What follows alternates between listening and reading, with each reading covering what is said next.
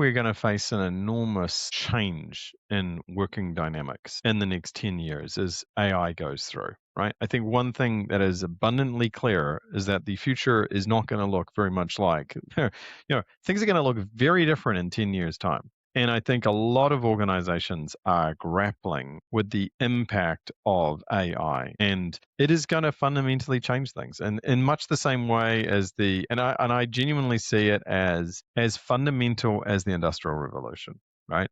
The Industrial Revolution basically dropped the cost of motive mechanical power. That's really what it did, right? Well, the AI revolution is dropping the cost of intellect and human intelligence, right? It's manifestly dropping. And that means that there's going to be enormous changes, and companies are going to have to grapple with that in a big way. I mean, like the obvious one are the consulting firms, right?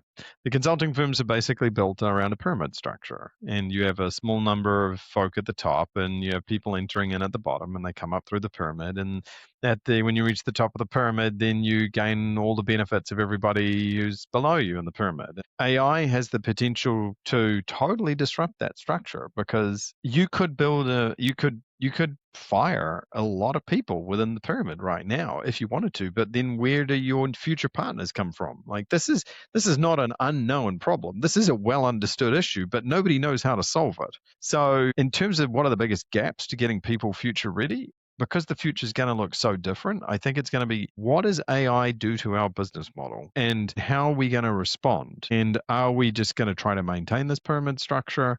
Are we going to try to do something different? Those are some big, big questions, and I think they are big challenges.